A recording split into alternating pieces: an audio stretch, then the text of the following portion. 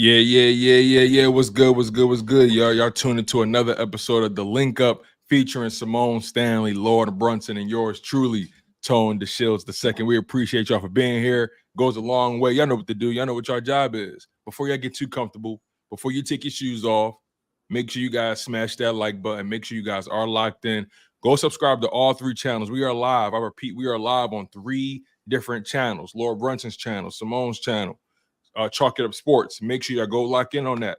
We all trying to build something here, and we appreciate y'all locking in the way y'all always do. So again, stay active, keep hitting that like button, and make sure you guys remain engaged. It's going to be a fun show, as it always is. We appreciate y'all. LB, Simone, what up? How y'all feeling, man? I feel like it's been a while since I spoke to y'all. I mean, all right. You know what I mean? I could be better. You know, I actually enjoy watching some football, knowing that the bum ass Eagles don't play. But I'm just kidding. You know, I feel good, man. You know, we're getting some dogs back this week, so I'm ready to post high. You know what I mean? Thanks. Same. I feel good. I enjoyed my bye week for the most part until obviously the Sunday night game. But yeah, I like not having to worry about the birds yesterday. I'm not gonna lie. I watched some great football yesterday. No strings attached, no feelings attached, no emotions attached, no stress attached. Like that was a great day. I can't lie. That was a great day yesterday. Yeah, I agree. I can't even disagree with y'all. It felt good. It felt good watching guilt-free football. You know what I'm saying? Like no attachments, none of that. You was able to just really just lock in and really just kick your feet up and maybe take a nap if you want to. You feel what I'm saying? It was an off day for some of us. So yeah, definitely. I would have to agree. But back to business, right? Today's Monday.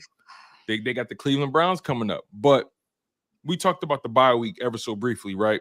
We knew going into that bye week they had a lot of things that they had to work on. Some people prioritize various things about this team. Some people prioritized the quarterback issues, the turnovers. Some prioritize the defense. I want to get a feel for your perspective on how the Philadelphia Eagles should have approached this bye week. LB, let's start with you. Well, I feel like they should have practiced. That's number one. You know, we didn't really get too much action on the practice field. You know, it's some type of unwritten rule or whatever the case may be. Guys don't practice during the bye week. I'm cool with all of it, man. But when you come out looking the way to look at this game, I think it should have been some type of organized or something at least. We didn't really get news to no edge rusher. That's been a concern. We had 2 weeks. To that out. So, I'm kind of, I'm kind of waiting to see, man. I know we've been injured. We've been, as time, I'm really not as concerned about, the loss that we just took because we are 2-2. We got a pretty matchup coming down the pipe. So no, I'm hoping that the guys took this time to reflect and try to get better. A lot rides on the coaching, in my opinion, but no date there either. So can we really expect a different result? That would be a question I gotta say for you guys. But maybe they have a kumbaya moment, a come to Jesus moment, where something might change, something got to change. Simone, what about you? I am disappointed in the fact that we didn't practice. I saw there was 3 other teams on bye, and I'm pretty sure the other teams practiced. We didn't go into this bye. If we went into the bye on a high note and they could have been rewarded with not having practice, that's perfectly fine. But going into the bye week where we got embarrassed, it was kind of like, dang, we had a whole week to not have to prepare for a game, but just focus on our own self, our controllables, tackling, wrapping guys up, bringing guys down, specifically ball security, just simple things that we could have focused on this week. And we decided not to practice. That was interesting to me, not in a good way, but interesting. Okay. I think that also what LB said, a move not being made, us not making a move. It's not like we had to make a move for a pass rusher, but we saw the past couple of seasons, we did make those moves. We saw the season when we lost to the Commanders that first year when we went to the Super Bowl. Then we brought in Linval and we brought in Sue. We made some moves to address the defensive line. The next year, we get Kevin Byard and we go after Shaq Leonard. Even though Kevin Byard and Shaq Leonard didn't do anything for us when they got here for whatever reason, we still went out and tried to address some issues that were on the team. The fact that we didn't make a move, is that like, do they care? Do they think we're real contenders? It does send that message because the past 2 years when we were contenders and we knew we were contenders, but we knew we had soft spots, we went and addressed it. We signed somebody or we traded for somebody. So I do think that, us not making a move, which we still have time, the deadline isn't here, that is a little bit like, are we not taking ourselves seriously? And then also the fact that we did not practice. Don't like that.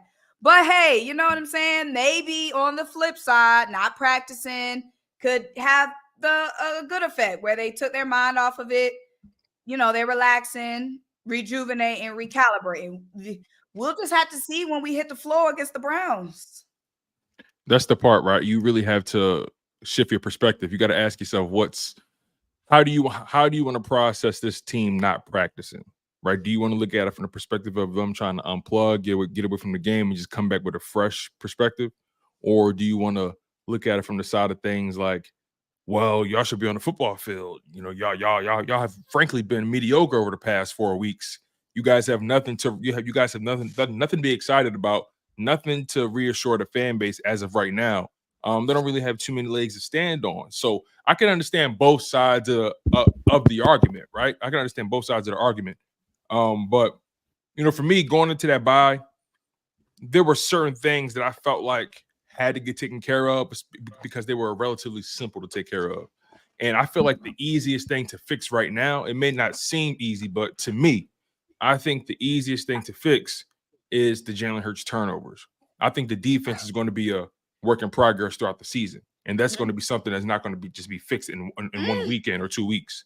But I think the offense, as far as the Jalen Hurts turnovers, are the easiest thing because you can control that. They haven't been putting them in the best situations in terms of the run game, waiting until halftime to get it involved. It seems like they're kind of just continuing to force them to throw the ball. And I'm like, too often we see drives where it's pass, run, pass, pass, run, pass. We need to get the running game involved early and often. That can take some pressure off of him in the passing game, and then the turnovers should start to dwindle, or they should begin to seesaw altogether. But I feel like they haven't really featured this running game the way they're supposed to. And I think that's something that they should really carry on coming out of this bye week. I agree. Let me is Mike okay? Because I just do this dude. If this mic ain't okay. Is this mic okay? Do y'all hear me? We can hear you, but it's still, I just don't understand what the issue is. I don't get it. Yeah. I don't get it, man. It might be a short somewhere. That's what it sounds like. I don't know, man. It's all new wiring. Tone the technician. Oh no. Right. No, that's what I thought it was at first. Okay. I thought it was at first. I just don't want to be unbearable on him, because I keep seeing people telling me that it's choppy, is this, is that. Some people saying it's good, some people saying choppy. I don't know. We can get through it. I'm cool. I'll roll with it. All right. I mean, it ain't no turning back. But not featuring Saquon in the last game. I mean, I guess that was a big. I don't even want to bring up because I know that's a big point of emphasis for some. It was a shock to a lot of us as well. But when you go down the way that we went down, you kind of do shy away from the run game a little bit. I know that's going to be Nick's excuse because I guess I've heard it before. But I kind of understand why you wouldn't run the ball as much. But Saquon is a home run threat. Like, you brought Saquon in here to establish the game plan. You know what I mean? You brought him in here to establish the game plan and take pressure off Jalen Hurts. It seems like when we get down, it don't matter what other weapons we got. All we know is throw. And it's still things about the Eagles offense that concern me because there's nothing really still attacking the middle of the field. It's just kind of basic. And then what's their identity, LB? I don't think they had one. I think this team is a running team. They're built like a running team, and they don't want to be that. They want to pass first. And again, Jalen Hurts is averaging about 33 pass attempts a game right now. That's not a bad number. And if you look at the raw numbers, you'll think this offense is balanced. Saquon is averaging about 18 rush attempts per game, but and if you include the passing game, he's averaging over 20 touches. So if you look at the raw numbers, you'll say, "Oh, Saquon is a part of this offense." But when you watch the games, you see them waiting until quarter 2 or halftime to really start getting him going, or it seems like they don't feature Saquon unless the offense has reached a wall or a point of no return, and they just feel like, okay, you know what, break glass, let's get Saquon involved. I feel like they need to start the game first down, run the ball, because here's my mindset. Most of those Jalen Hurts turnovers have come when they've been in like second and long, third and long situations, and he's had to force the ball down the field. When you have the running game going, that can slow down the blitz, that can increase the passing lanes, that take pressure off your quarterback. It forces the defense to be off balance, because at that point they don't know what you're going to do. First down, the Eagles are always passing the ball. Let's say, God forbid, it's an incompletion. We've seen that dance before. First and 10, you throw the ball incompletion. Now you second and 10, you second and long now.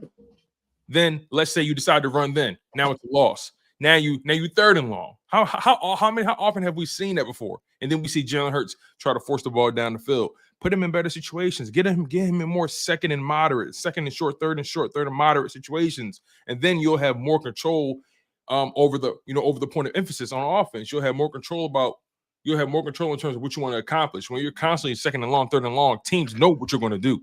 And then at that point, you're predictable, and then that's when interceptions happen. They got to do a better job at taking some pressure off that man, because if you want the turnovers to stop, you got to help him. $50 million is not going to help him. His head coach, his coordinator, trying to get the running game involved early and often is going to help him. People can nitpick and say Jalen Hurts is this, Jalen Hurts is that. He's not good, whatever. The bottom line is he's the guy right now in Philadelphia. So what can they do to help him get the running game? Where's the screen game, Tone? Where's the screen game? Another one. Where's the screen game? I'm so glad you said that. Where is it? I'm saying to have Saquon Barkley and not use a running back screen is ridiculous. We using tight end screens like Dallas Goedert as Kyle Pitts. You don't got that type of speed. You know what I mean? When has Dallas Goedert taken a tight end screen more than 10 yards? When was the last time you seen Dallas Goedert do that? That's not Dallas Goedert game. Right. You know, Saquon Barkley in the screen game behind these offensive linemen that are able to get to the second level just make way too much sense. It makes much sense, and I feel like we shy away. We're shy. We're definitely in our own way, and we're shying from doing the things that make like taking the points make sense in a lot of these situations to where we didn't take the points. Running back screens against aggressive defensive fronts make sense. Like they got the answers. That's why it's frustrating on offense. At least they got the answers. They got everything they need to fix the issue, but they in their own way, like you said. That's what I'm saying. Go ahead, LB. Go ahead, Simone. Well, I'm saying it was running back screen in a game where you knew you didn't have Age or Smitty. Not one running back screen, and that Tampa Bay Buccaneers defense is very aggressive, very opportunistic. Not one running back screen, bro. That's how you back off in team. You knew Bowles was going. So it's almost like they want to punish Jalen Hurts. You know what I mean? Like, you have trouble with the blitz, so we're going to throw you out there and play against the blitz. Wanted to ask Wink Martindale about quarterbacks beating the blitz. Now we're going to punish you every time a team want to blitz you. No, you still got a game plan to beat the blitz. Teams get ate alive when they get caught blitzing in the screen, get thrown out. Saquon Barkley, bro. Come on, man. I feel like a lot of what watching those games yesterday and just seeing how mid 90% of the teams are in the NFL, how mid 90% of the teams are in the NFC, period. It's just with the talent that we have, we could be dominant. We could be dominant in the NFC, bruh, with the talent that we have. It's negligence on the coaching at this point. It's negligence. It's mismanagement. It's either sabotage or it's negligence. Like 10 carries for Saquon in that game, that should have had Nick fire on spot. And I'm not trying to get worked up on this Nick anymore, but I'm just saying, like, no, please keep going. Cause I'm not, we coming off the bye week. You know what I mean? Like, I ain't trying to get all mad coming off the bye week. We supposed to be relaxing. We ain't play a game this week to piss me off and have me mad. But just watching the games yesterday and just seeing like, dang, if we had good coaching, just how dominant we could be with the talent that we have in the NFC. Because it's a lot of mid teams in the NFC, bro. Like, if we don't run the ball, if we don't look good against the Browns, if we don't beat the Browns by 2 scores at minimum, I didn't say every team in the NFC was mid. So I don't know why y'all pointing out teams. I said a lot of teams is mid. So a lot ain't everybody. But yeah, I just feel like that really like deflated me yesterday, bro. It was deflating yesterday because it's like, are you serious? This is the competition in the league this year, but we have coaches holding us back from greatness when we could be feasting on this NFC this year. Like, Dallas ain't dominant. The Niners ain't dominant. Like, we wouldn't have to worry about that. The Dallas. We wouldn't have to worry about the Niners. Like, Well, let me ask you this. Let's get into a topic real quick. oh Lord. I want to get y'all a report card for these Philadelphia Eagles through the first 4 weeks. Right? Typically, we give a team a report card, pre-bye. Typically, the bye is like week 8, week 9, or whatever. But we got an early bye, and 4 games is a pretty decent sample size to figure out what you really are or what the trends are. So I want to get a few different grades from y'all. I want to get y'all grade for the offense. I want to get y'all grade for the defense. I want to get y'all grade for the special teams. And then give me an overall grade. So that's 4 separate grades: offense, defense, special teams, and then overall. So let me just, again, it's off the top. I want to pick your brains because I want to see if you're on the same wavelength with this team. So LB, I mean not LB, but Simone, I know you munching right now, Simone. So LB, you go first. Offense. Are we going one at a time, or are we going naming them all? So we can go all the way around. So we can start with offense, everybody go, then defense, everyone goes, and keep it going from there. Offense is. I'm gonna give offense a C+. I'm gonna get an offense a C+. Yeah. Although the game plan is horrible, and sometimes the coaches make decisions, I feel like you still are a drop pass away from being 3-1. You know what I mean? So I'm gonna get an offense a C+. So what about you? I'm gonna give the offense C-, and that includes everything. Like, that's play calling and all that. Saquon having 10 carries alone brought that G down to an F. That's bringing the whole thing. That average when you got you bombed that test, that is bringing the whole average of it down. F. Oh no, not F. C- for the season as a whole. Obviously, we had the turnovers, the 10 carries. The turnovers bringing it down. The 10 carries for Saquon is bringing it down. What's bringing it up? But what's bringing it up? I would say Packers game when we had AJ, when we had Devontae, offense was moving, and we even saw in the Bucks game that the offense was. Later in the game when we started running Saquon, the offense was moving. We just kept biting ourselves in the foot. Saints game, like the offense moved down the field, but Nick just decided to do dumb stuff once we got into the red zone. So overall, I'm gonna give the offense a C-. Okay, yeah, that's reasonable. I'm gonna have to roll with LB. I'm gonna give them a C+. Overall, the offense has lacked an identity. They've lacked consistency. The quarterback is a turnover machine right now. The running game isn't being featured early and often enough. But they have been battling injuries that keep spots. You haven't had A.J. Brown for 3 of those 4 games. You didn't have Devontae Smith for 5 quarters. You didn't have Lane Johnson for 6 quarters of football. That matters in this Eagles offense. So they've still battled. They've battled outside of that. Another thing that's hurting them is the fact that the offense hasn't really helped the quarterback limit the turnovers. In that Bucks game, did y'all know that Hurts dropped back to pass the ball 7 out of the first 9 offensive plays? 7 passes out of the first 9 offensive plays. And that's a game where you know you'd have AJ Brown or Devontae Smith. Exactly. And that's a game you know you ain't got it. So from the gun bust, the offensive game plan was flawed. So coaching has hurt them in key spots. The quarterback has hurt them in key spots, but they battled injuries and they're still 2-2 going into the bye week. So I give them a C plus for that performance alone. Defense now. LB, what's your thoughts on the defense? What grade are you giving the defense? I'm gonna get a defense a D minus. I want to say F. D minus. Wow. I'm gonna give a D minus. They're really close to a F. They're really close to a F. If it wasn't for the Saints' performance, they'd be an F. And a little bit of the Packers' performance. I'm gonna tell you why my grade is for the defense. You don't generate nearly enough. You have no edge rushers at all. You don't really pressure quarterbacks. Linebacker play is significantly improved, but it's still an issue with we saw in the last game. Not a single cornerback has an interception, although you're getting great play out of Quinyon Mitchell and Slay. Slay is actually there. Darius is playing well.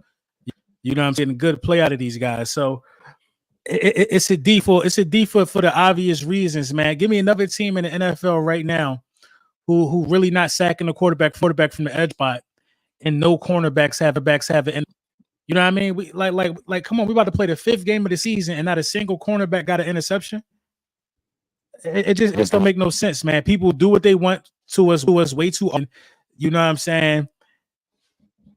If it wasn't for the Packers game and the Saints game, and those are 2 wins, and the defense really played well, I really want to give them an F, because they really act right now to me. And I really have nothing positive to say about that defense. I really want to give them an F, but I'm gonna give them a D minus because they've shown some things in our wins. The season is still really young. They got to watch the tape on those 2 wins, and they got to build off of that. They've shown something, but D minus is very close to an F, bro. They ain't watching no tape. They ain't watching no probably tape, not. No film, no nothing.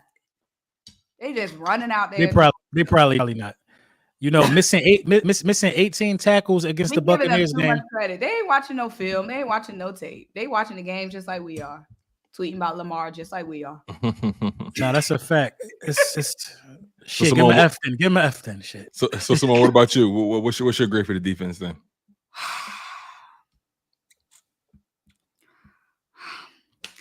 If week 1, I would give the defense week 1, I would say B minus, just because it was week 1, grace and stuff, new pieces and stuff, new coordinator and stuff. You know what I mean? But they did get a lot of big stops. We got them 2 turnovers.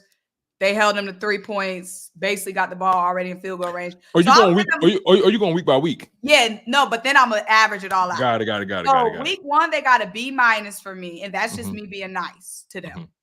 Week 2, they got a D, because they got walked down at our own home by Kirk Cousins. Like D. And I know Kirk's been playing good. Go ahead and chat about that in the chat. Walk down and at the link when we was all defense. We was doing everything we could do from the stairs. We was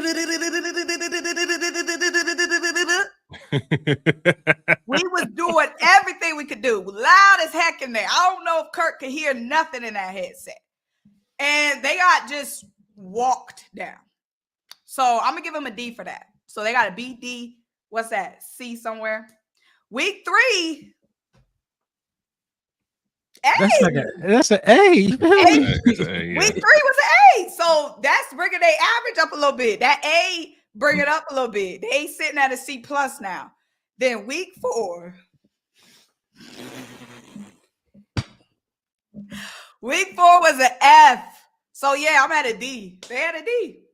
Yeah, the D ain't for defense. The D is for damn. D is for dumpster juice. You got Maddox running around here. The defense soft. They soft. Maddox running around here asking people to play Fortnite. Slay just happy to be alive. Slay just a happy person, bro. You know what I mean? And there's no knock. It's not to that at all. Slay is just a happy individual, man. He don't want no friction and nothing. But then you got your rookie running around here telling people, hey, you only got one stop, you only got one catch on me. You got your being the dog that you need everybody to be. It's pathetic, man, and it's sad to watch. It's sad to watch, man. They got it. So I'm gonna give them a D, but they smell like an F. They smell like an F, bro. This gonna show us if Deshaun Watson start looking like he got on a Houston, Texas uniform in this game, this gonna show us, bro. Deshaun Watson start looking. He's having flashbacks. Right. If he start turning into Deshaun Montana, we are F, bro. Yo, that's crazy. So basically, what y'all saying is Darius Slay is the J. Cole of the NFL. He just want to be cool with everybody. He don't want no smoke. Hold on. He don't want no smoke. Don't. Now, why Cole in it? Because Cole don't want no smoke. Now, why Cole? Oh, okay. Because everybody not built for friction. You know what I'm saying? And that's cool. I'm cool with that. I'm so cool with that. I'm gonna tell you why I ain't cool with that. I ain't cool with that in the National Football League because your job is to actually put your body, like, you can't be happy and have that job. Yeah, that's true. You see what I'm saying? Like he a crossing guard. He bagging groceries at Publix. His mannerisms are for those type of just customer service. You might be onto something because they always say like there's no boxers, like no good boxer comes out of the suburbs. Like good boxers come out of like the trenches. Like somebody that been fighting life. They always the best basketball players grew up playing on broken glass, drug needles on the side of the court. Come on, bro. Not these days, man. The best ones playing them AAU. They definitely AAU. They definitely AAU now, right? Now yeah, learning the fundamentals. They get to it now. But Slay out here trying to be when Slay is an IT guy. When you got an issue with your computer, that's the guy that pick up Slay work at his mannerism. Chick-fil-A. They're the nicest people in the world. Slay work at Chick-fil-A, bro. And Quinyon Mitchell work at Checkers. You feel me? No, Quinyon work at Popeyes. Quinyon at Popeyes. You know what I mean? I said there's no more chicken. We could go outside. We could squabble. Yo. Slay at Chick-fil-A. If you leave your sauce home, if you forget your sauce, you'll get a knock on the door. You're already home. It's Slay. You bring the sauce from the job. But listen, you pull up the Checkers. You might not make it home, bro. So I'm just saying, you might not make it home. Checkers on the late night, you might not make it back. For some of y'all, that might be rallies. Anyway, right. But for me, the defense is funny. I thought I was actually being. They say Q work at Waffle House. Yo, that's funny, you know. Now don't do my Waffle House because they be having good service. Don't. No, you know what they do though? They moving slow. You're not gonna see that food for 2 hours, but they going, hey baby, y'all good? It'd be 7 bar fights a month in Waffle Houses across the country. They don't have no bar. Waffles be slamming. Waffles still slamming. But I thought the defense, you know what? Y'all basically saying a D. I was kind of torn. I kind of just gave them a flat out C. Here's why though. Obviously they gave you that stellar performance in week 3. That was pretty much the reason why they won the game. But overall, the defense is frankly giving you one game of competent play. Like I said, other than that, they've been pretty inconsistent. They've been porous in run defense. The red zone defense and the timely takeaways have been a bright spot. Reed, Blankenship, and red zone defense came in big time in week 1. Yeah. One can even argue the Eagles would be 0-4 without the defense stepping up the way they did in certain spots. We can make that argument if we want. Let's be real. So I'm just trying to give them some sort of some sort of leg to stand on. It's the reality. Okay, let's go to Green Bay. They can stand on one big toe. Hold on. All right, and that's the biggest big toe because let's keep it 100. Defense don't stand up in week 1 after Jalen Hurts turned the ball over twice. What we doing? What we talking about? No, I agree that the defense That's an L. But did they step up versus you said we'll be 0-4. Maybe 3-1. I'm looking back at the wins we got. The losses are the losses, but I'm looking back at the wins we got, and I'm really looking at those games. I'm saying to myself, did we really win that game because of the offense, or did we win that game because of the defense? I look at both of those games and I say we won those games because defense stepped up the way they did to give offense a chance. Yes, in the This the wins. thing. But the that's losses, compliment- but the losses is because what? We would still be 2-2. It would flip. The losses, Because the losses was on the defense. And the loss, in the case of the losses, so you get complimentary football. Offense and the defense had to do their part to win both of those games. In the Saints game, the defense fought like hell. Yeah. And what had to happen at the end of that game? They gave Jalen Hurts a chance, and Jalen Hurts had a good drive. Complimentary football. You know what I mean? In that Packers game, complimentary football had to be played because we still had to dig ourselves out of a hole. We had to find rhythm. You know what I mean? The offense start finding rhythm. Saquon started cooking. Yeah. You know what I mean? Yeah. But though, Tone, there was no complimentary football. I agree. Jalen Hurts went down there, got you in field goal range. They need a touchdown to win. You let Kirk Cousins call cadence like that. Where was you at? So this is my thing. You mean to tell me that you can make an argument. You can make an argument that the defense did their job in week 2. They held them to hold on. Week 2. Hold on, because again, Falcons game? Falcons game. Hear me out on this. What was the score at the end of that game? I think we lost by 1. They lost, it was 21-20, something like that. It was something like that. I think it was 21-20. Let me double check that. I got it right here in front of me, the scorecard. It was, here we go. All right. It was 22-21. You have that defense, again, with all the issues, right? With being bad on run defense, right? That take them as they are. They held them to 22 points. Who really underperformed in that game? The defense. Kirk Cousins in the second half of that game, Tone. I was there. Kirk Cousins was like 15 for 17. What did we in the second half of that game? I get that. I'm not trying to absolve the defense of their shortcomings. But what I'm trying to acknowledge is that the offense, if the offense did exactly what we expect them to do, they beat them 34-22, not losing to them 22-21. Well, my thing is this. I feel like the offense and defense kind of gets mixed blame. I feel like you're saying that the defense has been handicapped completely by the offense, because you said without the defense we'd be 0-4. That's not my the overall case. Point is, and maybe, I think LB said it earlier. Maybe 1-3 without the defense. But let's not forget that Falcons game. Let's not forget week 1, defense got walked down by Packers. Josh Jacobs was walking us down. Emmanuel Wilson walked that defense down. Yes, defense was clutch in the first quarter against the Packers. The first quarter against the Packers, defense was getting stops. They came up big in that second half too. We were getting, they came up at the end, but I'm saying defense was gone for two quarters. Second quarter, third quarter, defense was non-existent. I hear you, but it walked us down. But it goes back to what we expect out of what we have, right?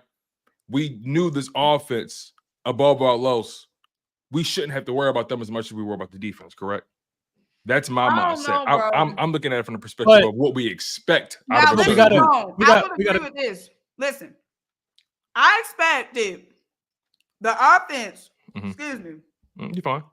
But real quick though, LB, I do agree with you though. I think my overall point is I'm not seeing enough complimentary football. Right. I'm seeing 3 different units playing 3 different weeks, 4 different weeks, 3 different ways. Like it's hard to see complimentary football though when your offense has missed so many pieces. It's hard to even judge the offense. This team with AJ Brown playing. It's a different mindset. We hungrier. We feistier. Everything is different when AJ Brown is playing. But things happen, man. It's the NFL. Like you got to pivot. You got to pivot. Things, and I agree. You do have to pivot. But only AJ Brown only playing 1 game this year. That's a drastic change. And then you lose Smitty too, because we was walking the Saints up and down that field. We just wasn't finishing because Nick was making his decision. Smitty was playing like a number 1. So the offense, Saquon is second in rushing. So the offense really hasn't that underwhelming. Dallas Goedert is up there in tight end play as well. Offensive line is playing well. The only thing that's really wrong with the offense is the turnovers from Jalen Hurts and the play calling by Nick Sirianni. Other than that, the offense is right where it should. The defense is just the defense got to give us a steady showing of what they truly are. Because I saw an elite defense against the Saints. I saw spots of being elite, the Packers. I saw a JV foot game against the Buccaneers. But then they start getting stops. And then what happens? No complimentary ball, Jalen Hurts fumble. Because it could have been a 7-point game. So, it's the lack of complimentary and just situational awareness. Because taking there ain't bad. Now, what do y'all attribute that to? Simone, let me get your take on that. What do you attribute to the lack of complimentary football? Are they not in sync? Are we just seeing a disjointed team? Break it down for me. Help me understand. Lack of disjointed for sure. I agree with you, LB. I agree with that.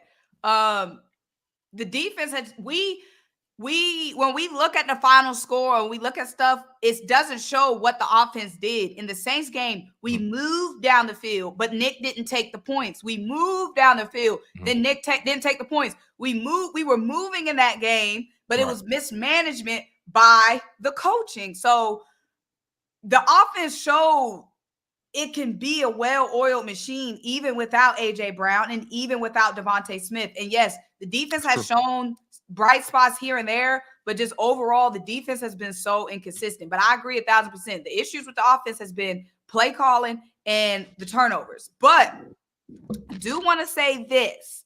I do agree that when AJ gets back, it's going to be totally different because that defense feeds off that offense. We saw in the Bucs game, once the offense started making something shake, once we started running Saquon, the offense started making something shake, that's when the defense started getting more energized. Like, I do feel like the defense feeds off of, what the offense is doing and, they scoring and whatnot. So I do think when we get A.J. Brown back, that's going to make the defense better because I think the energy is just going to be so much more hype. What do I attribute it to? I don't know. Like, that's the most frustrating part is that we just don't know what we're getting. It's been 4 weeks. Yes, it's early in the season, but 4 weeks, we've seen 4 different things. And like I said, maybe that's just how the NFL is. The Eagles are the only team we watching under a microscope. Maybe these other teams, have the same tendencies or some other teams. But yeah, I don't understand what the disconnect is. I just don't. It's overcomplicating a simple game, for me at least.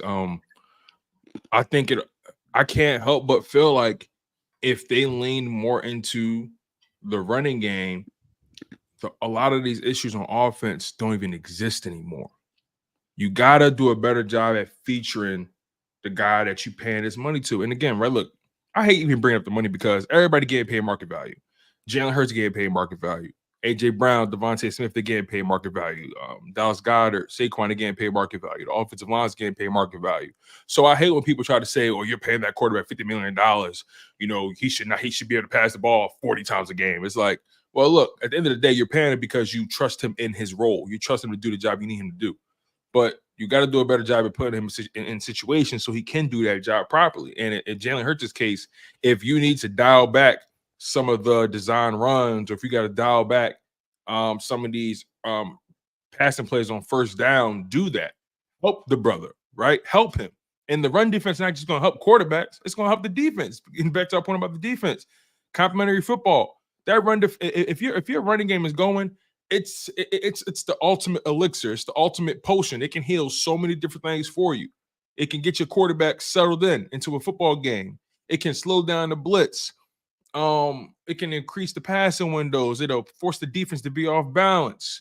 It'll buy your defense time to get right on the sidelines when they just probably went the length of the field and probably held that offense to a field goal. You got to do a better job at paying your defense back.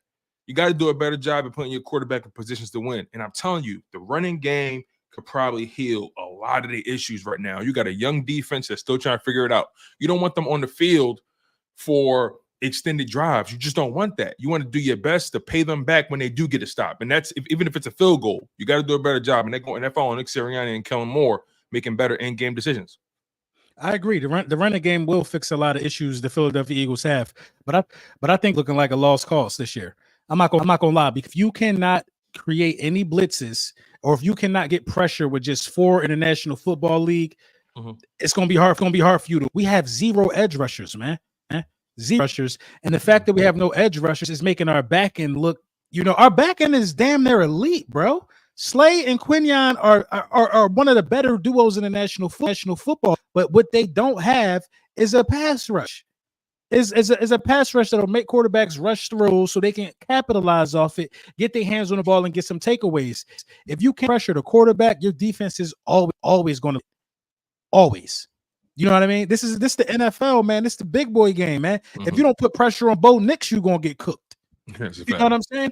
You got to be able to pressure the. So let's talk about that. The first couple, we only got pressure on one guy. We got some pressure in Brazil. It was all right. But outside in both of the wins, we were able to generate pressure.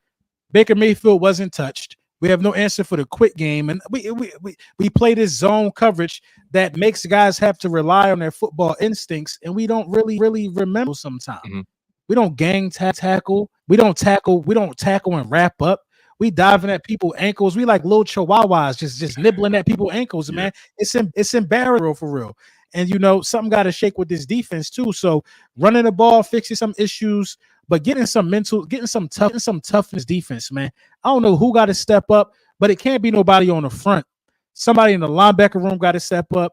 You know what I mean? Somebody in that defensive back room got to step up. Somebody got causing some collisions, man, because that's contagious, man. Right now, the only guy I see out there trying to create high impact plays, running downhill and making things happen is Garner Johnson, but he even moves.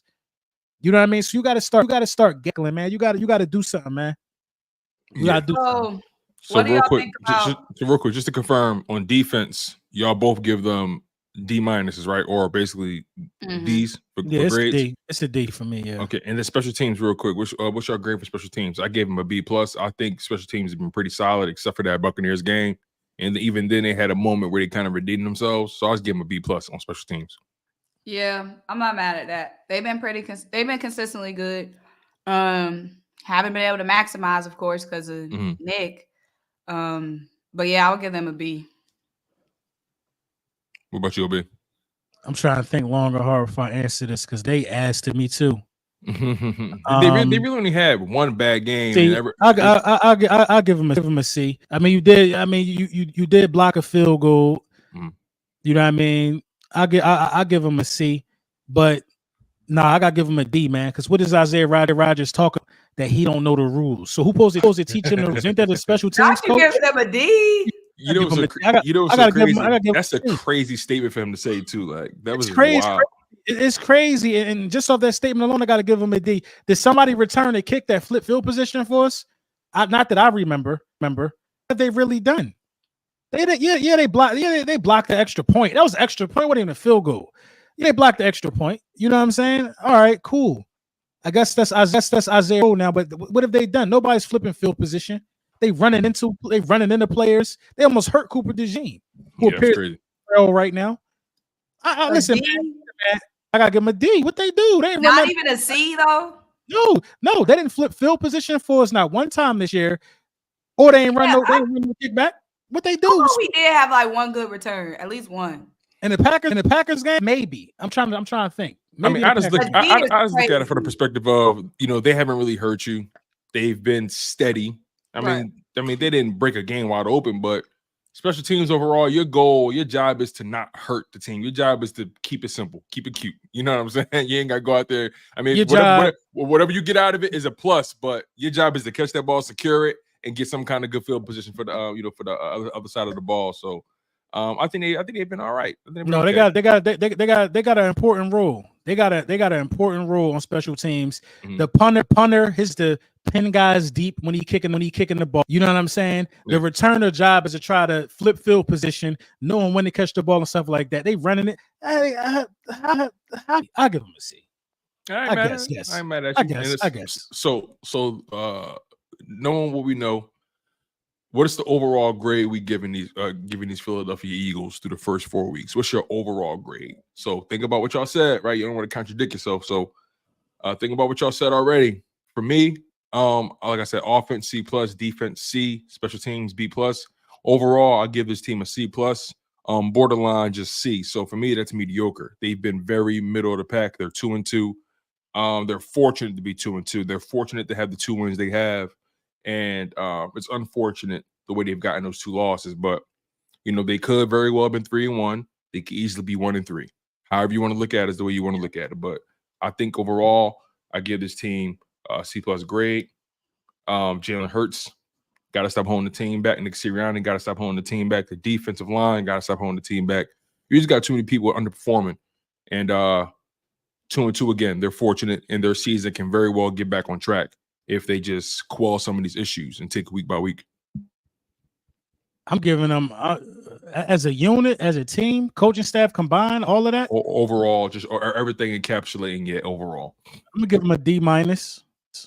The coach don't know what to say in press conference, and I hate to be the negative guy. It ain't nothing to be positive about right now. No, it's cool because sometimes Simone think I'm the negative one. What the only thing really to be positive about is the record. To be honest, the only thing to be positive about is that we are 2-2. Mm-hmm. You know what I mean? But I'm gonna give him a D-, man. Like the coach don't never had no answers. He don't never know with no press conference. You know what I'm saying? Jalen Hurts is turning the ball over like come on, bro. Come on, we gotta keep it a bean. He looking like he ain't looking right. I'm gonna say he looking trash because wins you wouldn't have if it wasn't for him. But he ain't looking right. You know, the defense. What y'all already know how I feel, man. Just as a collective group, they got to get a D, man. They got to get a D from me. They got to get a D, man. They lucky to be 2-2. Mm-hmm. I'm gonna have to give them a D too because look at us. It's week 4. We've played 4 football games, and look at us, y'all. Look at us. Listen to us. This is a D. They've given us, is there hope on the horizon? Is there a lighthouse in the far distance with AJ and Smitty coming back? Yes, but we're still fighting for our life in these rough seas, and we're just hoping that lighthouse can save us. And it very well could. But right now, we are just stranded in questions, confusion, and bullshit. We don't know what our team is. We don't know what this team is. That's the most confusing and that's the most frustrating part. Like, because if we knew that the Eagles just sucked and we were just buns, like let's say we were the Jags or we were the Carolina Panthers, then we could just sit back, chit chat, relax, go on about our business. But we're just sitting in a state of confusion. It's been no consistency. The only thing that's been consistent has been the terrible decisions by the coach. That's the only consistent thing, and turnovers. In the other game, penalties. Saints game, penalties. The first game, penalties. Like, we just keep shooting ourselves in the foot, and it's early. Like, there's a lot of self-inflicted stuff that we can't fix, and that's the most frustrating part. Is a lot of the stuff is self-inflicted. Missing so many tackles, self-inflicted turnover, little petty silly turnovers, self-inflicted. A drop wide open pass, self-inflicted. It's just like goofy. We look goofy. Like, outside of the Packers game, which had a lot of goofiness, but we chopped it up to week 1. It's been goofy. It's been goofy. We won the Saints game, but we won the Saints game despite goofiness. Despite turnovers. Let's take a shot every time we hear someone say goofy. Despite turnovers, we won. Despite Nick not taking points, we won. It was just it's just goofy. And you know what? Another reason why I give them a C plus, whatever I gave them. They've been dealing with injuries at key spots. No AJ Brown. Y'all said it yourselves, man. This team look a lot different with AJ Brown, no Devontae Smith, no Lane Johnson. So you factor that stuff in, and you 2-2, and you got 13 games left. Hey, listen, a lot could change. But also, that's why I titled this "No More Excuses," because now, in my opinion, you those first 4 weeks, all right, you got your lumps. You're 2-2. You're fortunate to be 2-2. Now the season is among us. No breaks, all gas, no breaks. Okay. After this bye week, we can't keep saying, well, you know what? It's week 7. You know what I'm saying? They still got what, 11 weeks left. You know, oh, it's week 10. Oh, they still got 8 weeks left. Yo, we good. At some point, we're going to have to look in the mirror and say, you know what, this team is exactly who they've shown us to be. That's one of the reasons why I'm at that point. I'm getting to that point where the excuses are going to start running out. at some point we're going to have to accept exactly what we've been seeing over the past several weeks. I agree. Some got to change, but I think, we got an opportunity ahead of us now. Let's think about the things we played. We played the Packers. The Packers are a football team. The Saints are a decent football team. The Falcons are a decent football team. The Buccaneers are a decent football team. Those are all 4 solid NFC teams. The Browns are the first bad team that we've played so far. Right. The Browns are the first bad team we played. Then you got the Giants after that, who got a upset win over the Saints. They not as sweet, make them believe, and they did that without Malik Neighbors. The Philadelphia Eagles got an opportunity to turn it around for sure. You know what I mean? And I expect them to play better football. We was missing some pieces, man. We was missing some pieces, and a lot of other quarterbacks would ask for missing the type of pieces that Jalen Hurts has missed. But them boys about to come back. They about to come back off a bye, and we're gonna see exactly this Browns game. Gonna let me know what we got for real. I'm not expecting no rust. I ain't expecting nothing. You know what I mean? The Browns at home. You lose this game at home, then it's gonna be difficult. But I'm gonna ask y'all a question. What's the first thing would change coming off the bye? Say that one more time. What's the first thing you would change coming off of this bye? Giving Saquon 16 carries, 17 carries, 18 carries. Simple. The sad part about the Saquon touches is, his touches have been decreasing. Well, his rushing attempts. Let's keep it on rushing attempts. His rushing attempts have been decreasing steadily every single game. Yet his production per rush has been increasing every single game. So my question is, if the production is going up, why is this man getting less touches? Because Nick Sirianni hates the Philadelphia Eagles. It's the only thing that makes sense. We see him trying to figure out what this, what that. He on Jerry Jones' payroll. That's the only thing that makes hilarious. Sense. Sabotage is the only. There's nothing else under the sun that makes sense as to why in a game where you don't have AJ, Devontae, Britt, and Covey, this man gets 10 touches. A man who's hungry for the ball. A man who is hungry for the ball.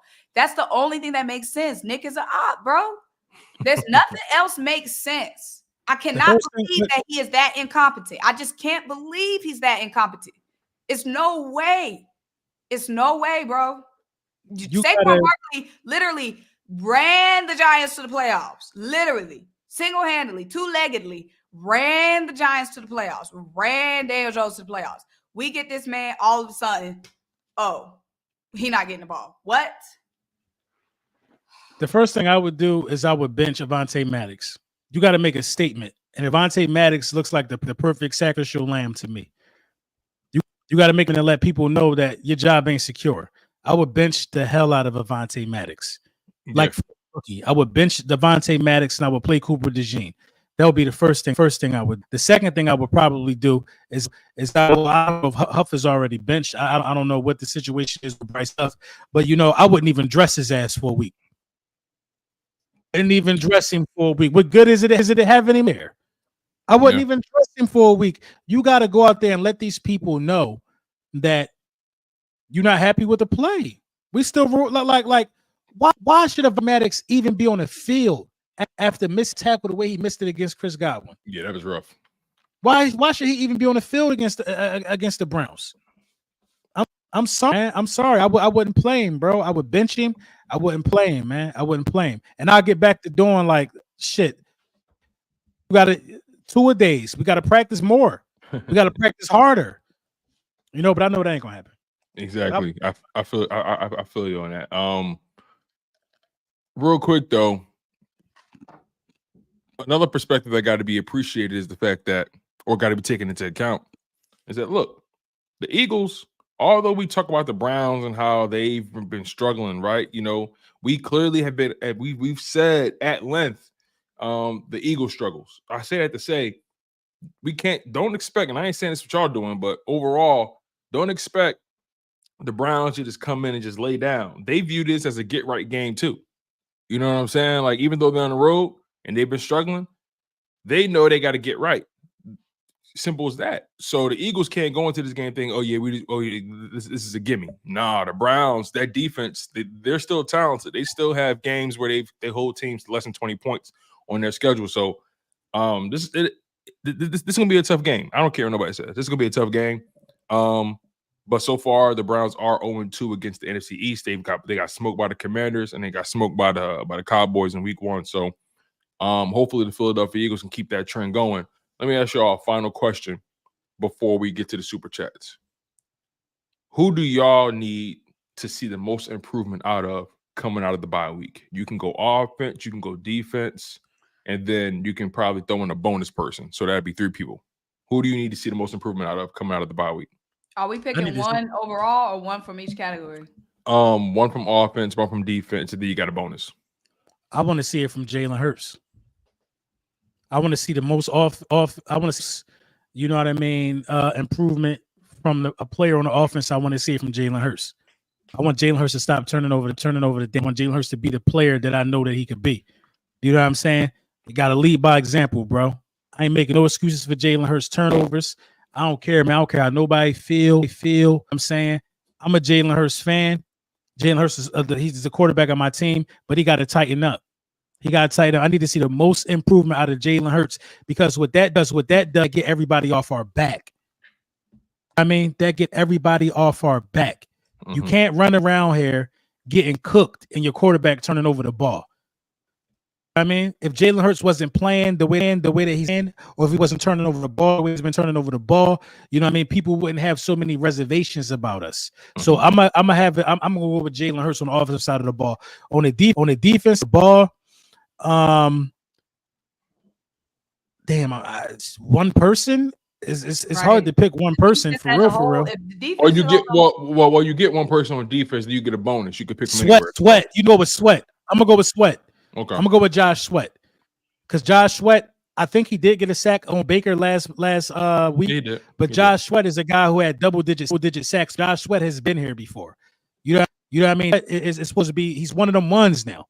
You know what I mean? He's one of the leaders. So I want to see a lot of improvement out of Josh Sweat. Offense and defense, right? Yep, and you get a bonus. And a bonus, Nick Sirianni. You got to see improvement in the situational decision making. You got to. So I'm gonna go with Jalen Hurts, Josh Sweat, Nick Sirianni. They all got to be better. Simone, what about you? Offense, Jalen is. I'm looking at the man in the picture. I'm telling him to change his ways. Jalen, it's no debate on offense, bro. It ain't. You know what I'm saying? We can't be known for the turnovers. We can't. That can't be that can't be what you're known for right now. You know what I'm saying? Defense is so hard to pick one dude because, and this is why I told we moved past this topic. But this is why I'm much harder on the defense than I am on the offense because the defense is everybody is on bullshit. Like on offense, we can pinpoint the problem and pinpoint what needs to be fixed. You know what I'm saying? Don't get me started singing again because you know I would start. So don't. That's why I'm more frustrated with the defense is because the offense, we can pick, okay, Jalen, stop turning the ball over. Okay, Nick, run the ball. Like we can pick on offense what the issue is. On defense, it's too many people to hold accountable. It's too many people to hold it. It's too many people on some bullshit on the defense. Right. Okay, so that's why I'm more annoyed with the defense. Anywho, to answer the question, if I got to pick one person, I'm going to pick Nakobe Dean. And I'm going to say that because tackling is a big issue. And he missed the most.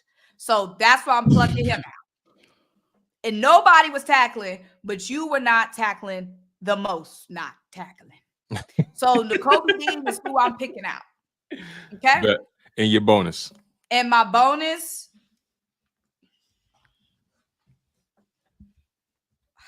because a lot of people saying Jordan Davis. I don't know how I forgot him, but I don't think he.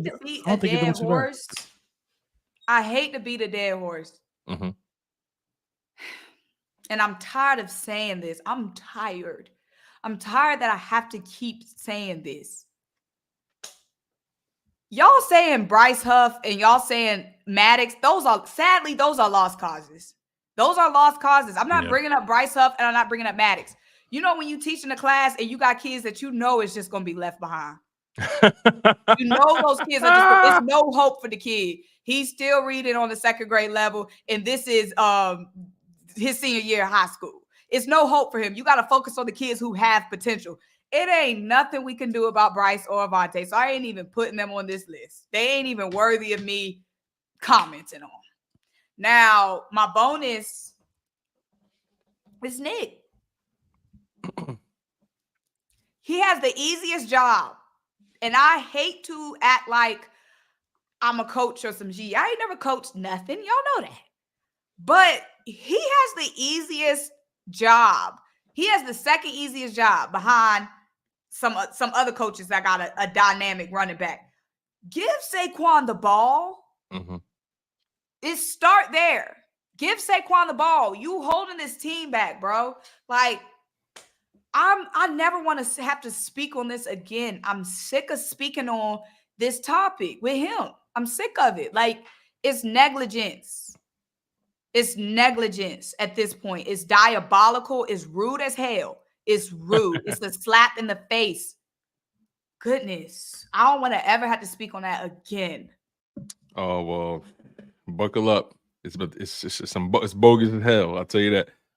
Yeah, for me, obviously, Jalen Hurts. I'm with y'all on that, man. Jalen Hurts has to be better. It's very clear.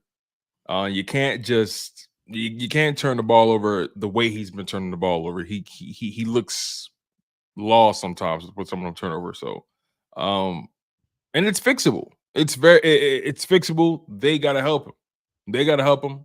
Ego's got to be checked at the door and say, listen, this is what we're going to do to try to get you some easier throws to rebuild that confidence. That's what it come down to confidence.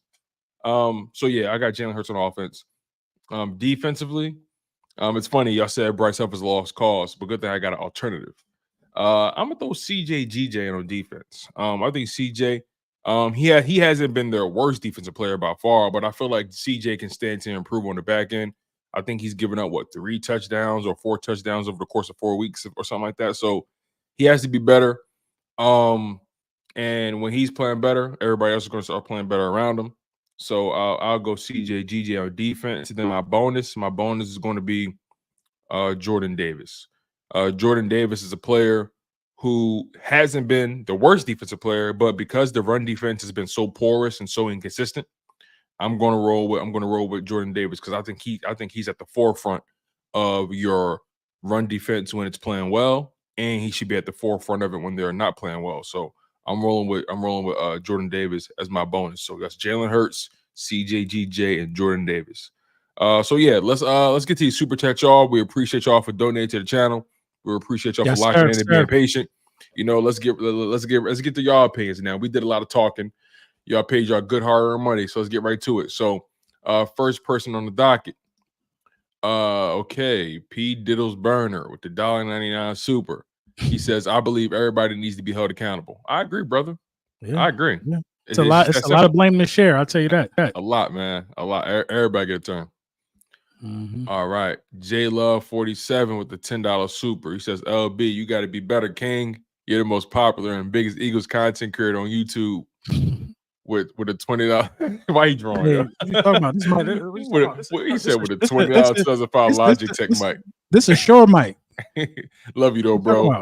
Was one of your first followers. I appreciate you, bro. I'm trying to get it better. Hopefully it sounds better now. I did some changes. I text Buddy. I don't know. Shout out to my man J Love. I appreciate him. All right. Melly J. LB, you want to read this one? Quick question. What does Calcaterra do besides get his head knocked back and be a non-factor in the pass game? He can't block. He really don't. He don't do nothing. Another guy that needs to be benched. Yeah, bench for who? Shoot, I'd rather have Jack Stowe out there. I'd rather have Jack Stowe out there than Grant Calcaterra sometimes. At least I know Jack Stowe go and catch it if you throw him the ball, and he can block. Can block too. Yeah, and he can block. But Calcaterra, man, he just a liability in run block. I said we should have drafted a tight end this year, but that's neither here nor there. I feel you. Shout out to Melly J with the super chat. Appreciate you. Chaotic Green with the $5 super. Simone, you want to read this one? See. About to get me fired back up. You got to get me fired back up.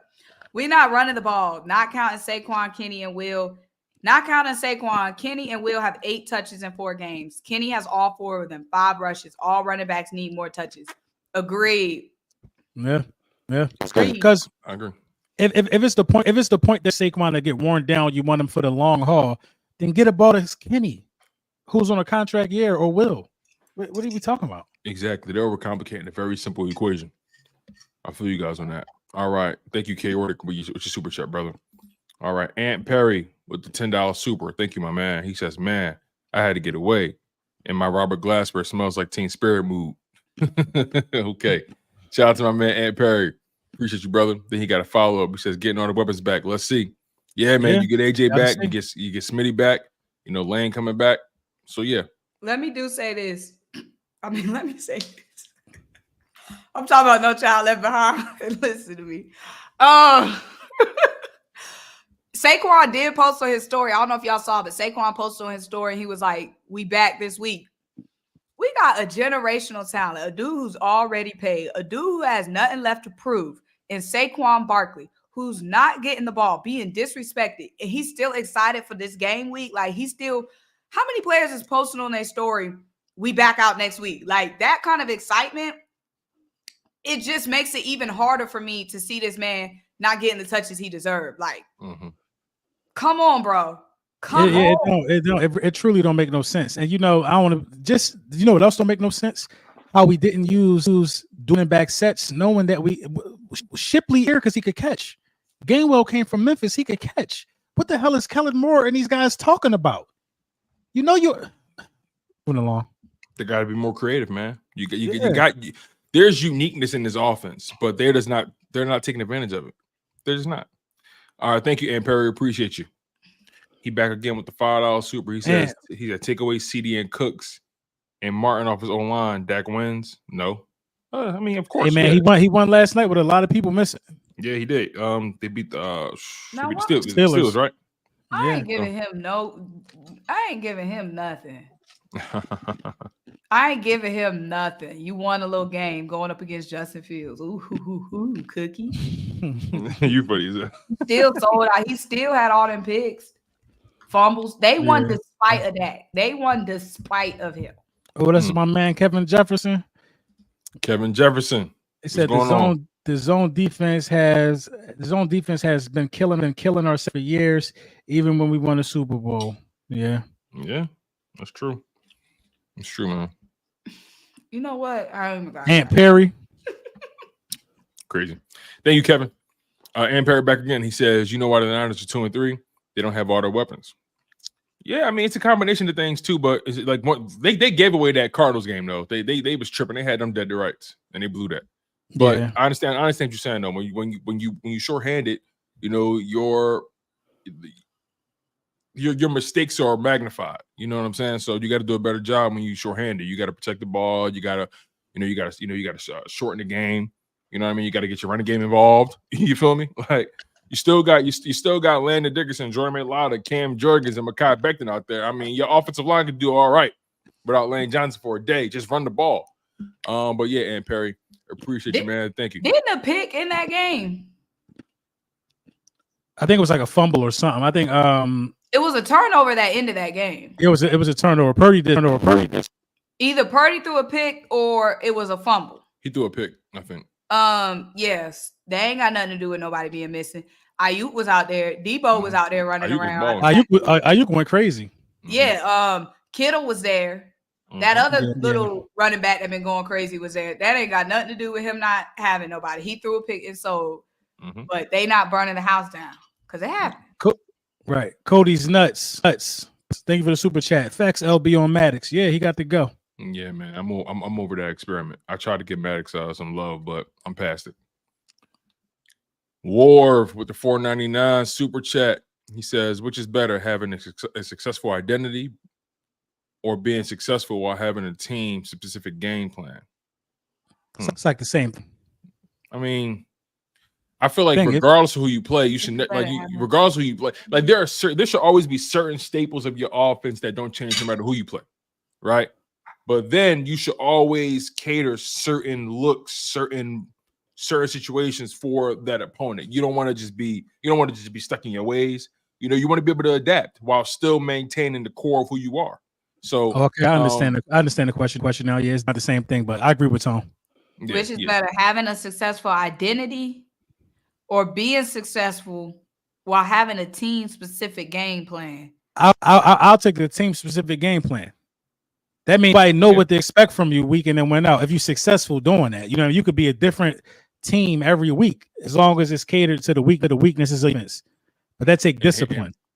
It takes discipline, and this team don't have that because before you start, in my opinion, before you start getting freaky with your game plan, you got to have certain things about you that just are paramount, that are foundational, that always work. You know, your go-tos. You know, like certain things about you that just you always got to answer for. You know what I'm saying? Or that always provides you answers when certain things don't go right. Because let's say you do always have a game-specific game plan for a specific opponent. What happens if they throw a curveball? You don't have a foundation to fall back on if you're solely just building game plans based off who you play. You got to build game plans based off your personnel and what you're able to do with their personnel. So, good question. Good question, Warf. I appreciate that. Thank you, my friend. You got your money's worth out of that. All right, Trey Brown, $1.99. He said Howie Laurie analytics department and Bob Lang problems. He said them issues. Right, he running down the list. He googled the staff directory. He ain't playing. Right, I'm like, who the hell is Bob Lang? Shout out to my man Trey. I appreciate you, brother. Green Wingman with the $20 super. He says this team needs to win convincingly against the Browns. I just watched the Commanders rout Cleveland to the point that Watson quit on his team. Just winning is no longer enough. It needs to be a beatdown. That's a great point, Green Wingman. He's right. Deshaun Watson walked off the field. Didn't even want to go for it on fourth. Like, he said he's done. Now, I thought they said it was too many men on the field or something. Nah, the coach was pissed. The coach wanted to go, buddy, but he didn't want no smoke. I agree 1,000%. That's a good point. That's a good point. We have to have a convincing win. That's what we need. That's what the doctor's ordering. Now, what they're going to try out there and do, I don't know. We don't know. And then they said that Jameis Winston might be playing that game. So, Lord, hopefully they know that. And not I ain't gonna lie. I'm scared about that. Because one thing Jameis Winston gonna do, he gonna put it up. It's gonna be he gonna throw the ball. He gonna throw the ball. He gonna throw it. But care. Yeah, man, you need a convincing win. That's gonna breed confidence. That's gonna, give you so much to work with. It'll stabilize the waters. You know what I mean? Right now, the Eagles are not on. They're not on calm waters right now. They're not in calm seas. The tide is high. And this can very well turn into a tsunami if they don't get themselves back on track. So, a win will give them a chance to survive another day on the water. But a convincing win can stabilize the seas, and it'll get us back on track. So we'll see. Shout out to my man Green Wingman. I appreciate you, brother. Shaq B93 with the $4.99 super. Go ahead, LB. Want to read that? The bonus is Vic Fangio going back to that weak-ass four-man front. Our line is not good enough to do that. QBs be taking naps. Listen, bro, if you would have tried to blitz Baker Mayfield the way that we blitzed the Saints, Baker Mayfield might have threw for 600 yards, bro. The problem is that those dudes didn't tackle. Baker was throwing everything in front of them. If they would have rallied to the ball and tackled, they would have been able to slow Baker down a little bit. That's the problem. That's the problem, tackling. They would have forced them to throw the ball downfield. If you tackle well, it's way too many people blaming scheme instead of blaming the fundamentals. Yeah, guys catch the ball, but if you tackle them and stop them dead in their tracks, if you on their ass where you're supposed to be, then nobody's talking about the scheme. They had over 100 yards just off of missed tackles. Yeah, come on now. So if you tackle some of those situations. Vic game worked to perfection. It's designed to in front of you. You got to tackle. Yeah. It's funny. All the stuff that Nick Sirianni tries to pride himself on, fundamentals and togetherness and all that kind of stuff, is what they suck at. That's how you know he's not. We'll be here another 3 hours talking about that, man. They dudes out there tackling a fucking donut. Right. Come on, man. They're not even tackling a dummy. They tackling a donut. Right. Excuse me. Somebody said the Eagles are LB stress. Yeah. And I don't even need a convincing win. I just need a W. You know what I mean? Just win. We just gotta scrape out of there with. Yeah. See what we've been lowered to, or what we've been succumbed to. We just want to win now, for real. I want to win. Shit, man, we're not in a good place, We y'all. down bad. We just can't be the only in the division that lost to the Browns. I feel that. We're gonna be able to live that down. Yeah, I feel that. Shout out to my man Shaq B93. I appreciate you. B Mills 21 with the $1.99 super. He says we need more information in the offense. I formation. Sorry about that. We need more I formation. And yes, I agree. We need to see more ace. I agree. Right. And play action. Yep. I agree with that, man. Let's Saquon run downhill, man. I hate that they keep running him out of shotgun. Like, just anyway. Thank you, B Mills. I appreciate you, brother. All right, the Big 10 Repper with the $5 super. He says dogs all over the field. Coaches keep leashing them. Yeah, man. No, we ain't gonna do that. I don't know about defense. I don't know about defense, Big but 10 offense. Repper. Dogs getting held back offensively. Offensively for sure. Yeah. Defense. Them dogs is all out there. They just missing this. Them boys in the kennel. They ain't trying. They don't want no smoke, man. They don't want no smoke, bro. Maddox really didn't even want to collide with Buddy, bro. He was scared as hell, bro. Yo. I can't get over like Quinyon Mitchell. He wanted the smoke. He wanted all of it. And Darius Slade over there talking about, he's like, yeah, man, congratulations on your 13th season. So he's like, oh, get the fuck out of here. You still be game. Wow. While you in the middle of combat? You talking about Maddie's talking about Fortnite. What, bro? He trying to take your head off. You talking about Fortnite? Even when they got to the sideline, they said the only one that got the juice. They said the only one that got juice right now is the rookie. Everybody else, they cooling. That's a problem for me, man. Nigga said we was a walkthrough. And us and Mike Evans was not giving them no energy. That was what was hard to watch. Watching them get curved out there. Right. You still be gaming, man, when I want? Probably. Right, like right. It was like watching somebody trying to spit game, and like it was hard to watch. I had secondhand embarrassment. He was so serious. So you still playing the game, bro? He was dead serious. Grown ass man, bro. Listen, let's get to Anthony. Let's get to Anthony, man. Yeah, man. Shout out to Aunt Perry closing us out. He said D. Watson plays because of his guaranteed contract. I hope he play. I do hope it's Deshaun Watson. I want to get a piece of that. You know what I mean? I don't even know what to call it, but it ain't good. You know what I mean? I want to go get it. I want us to be able to feast on that. Because he got sacked 7 times last week. He's ass. Yo. We getting spooky. Kirk Cousins got sacked week 1 how many times? And then week 2, how many times he gets sacked when we saw him? I feel you on that. I feel you. We got issues, Simone. Damn, we get it. We got issues. But it still doesn't stop the motion. Still don't stop the energy, man. We appreciate y'all. It's been a hell of a show. Man, oh man, we can't take for granted. Y'all show off for this program every single week, and we really, really love y'all for it. Make sure y'all smash that like button. Make sure you guys are subscribed to all 3 of our channels. We are live. I repeat, we are live on all 3 channels. Make sure you guys subscribe to Simone Stanley. Go subscribe to Lord Brunson. Make sure you guys go subscribe to Truck It Up Sports, where no matter if we win or if we lose, we just got to charge it to the game.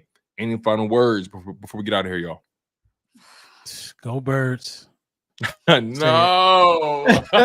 Go Birds. My man sounds defeated.